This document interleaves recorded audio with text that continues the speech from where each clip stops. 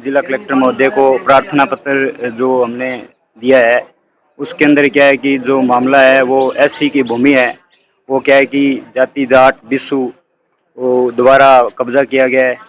नायक समाज की एससी की जो भूमि है 37 बीघा, जिसके ऊपर बिस्सुओं ने फर्जी बेचनामा बनाकर उस पर कब्जा किया, जबकि नायक जाति ऐसी समाज से संबंधित है और ओबीसी जाति जाट बिस्सू ओबीसी में है, तो उनको जो है वो गैर प्रतिबंधित है।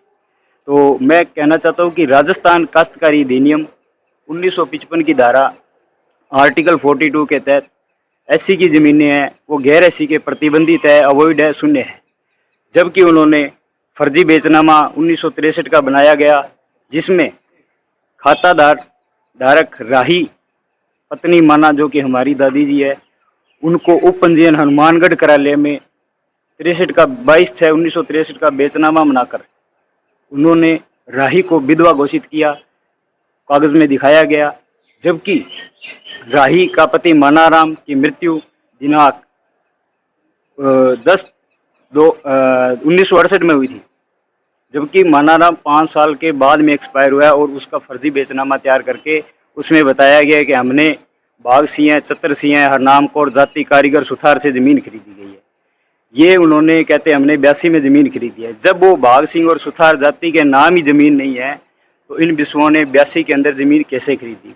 माननीय एसडीएम महोदय को भी प्रार्थना पत्र दिया हुआ है, तहसीलदार महोदय को भी प्रार्थना पत्र दिया गया है, जबकि इन बिस्सुओं के पास हमारी जो जमीन है उसके ऊपर कब्जा किया हुआ है। और मैं प्रशासन से, सरकार से निवेदन करना चाहता हूं कि राजस्थान काश्तकारी अधिनियम 1955 की धारा आर्टिकल 42 के तहत जो जमीन है गैर एससी के प्रतिबंधित है, अवॉइड है।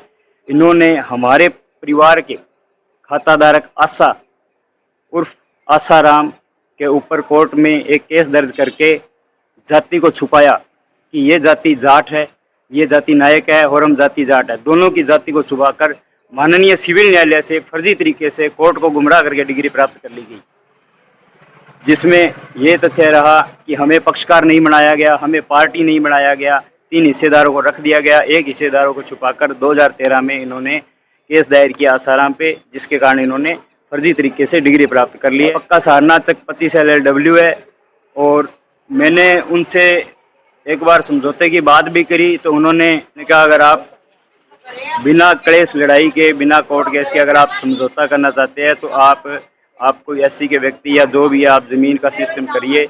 और उन्होंने मेरे को बताया कि हम ज़मीन आज नहीं छोड़ेंगे, न छोड़ेंगे काल। तुम खेत में जाओगे, तुम्हें पसीना आएगा और हम तुम्हें, हमारे नशेड़ी बहुत बेली है, तुम खेत में जाके देखना।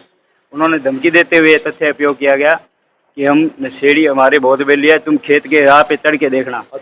2-3 दिए गए एससी आयोग से, राजस्थान अनुसूचित जाति वित्त आयोग से मंत्री जी ने भी माननीय कलेक्टर साहब महोदय के नाम एक लेटर जारी किया, जो कि नायब तहसीलदार जी को दिया गया। अभी तक वो लेटर तहसीलदार जी के पास पड़ा है, उस पर कोई कार्रवाई नहीं की गई। तहसीलदार जी भी बात नहीं सुन रहे हैं। एसडीएम महोदय कहते हैं कि ये मेरा मामला नहीं है, उन्होंने बिल्कुल सामना कर दिया। जबकि कूट रचित दस्तावेज फर्जी बेचनामा की जांच के लिए मैंने एसडीएम महोदय को भी विज्ञापन प्रार्थना पत्र दिया था कि माननीय महोदय ये जो प्रार्थना पत्र है इसकी जांच करवाई जाए। एसडीएम महोदय ने बिल्कुल धकारते हुए बोल दिया कि मेरा मामला नहीं है, ये तहसीलदार जी का मामला है। तो मैं माननीय महोदय से निवेदन करना चाहता हूं कि हमारी बात की सुनवाई हो। प्रार्थी जो मैं हूं, मैं बीपीएल परिवार से संबंधित हूं और बीपीएल परिवार के अंदर हम जो है, हमारी इतनी वो नहीं है कि हम बड़े बड़े कोर्ट में या वहाँ जाके लड़ सके। तो मेरा यही निवेदन है कि हमारी बात की सुनवाई की जाए। अगर हमारी बात की 15 दिवस के अंदर अगर सुनवाई नहीं की गई तो हम प्रशासन के आगे, हम कोर्ट के आगे वहाँ धरना करेंगे, प्रदर्शन करेंगे। और मैं पूरे राजस्थान के अंदर अनुसूचित एससी एसटी की जमीन जितनी भी भूमाफियाओं ने दबा रखी है, मैं फिर से कहना चाहता हूं कि जिन परिवारों ने जमीनें दबा रखी है, पूरे राजस्थान का मामला बनेगा, उच्च सत्र का मामला बनेगा। और पूरे राजस्थान में जितनी भी हजारों मरबे बिघा जमीन जो ऐसी की दबाई गई है, उसका हम आंदोलन करेंगे।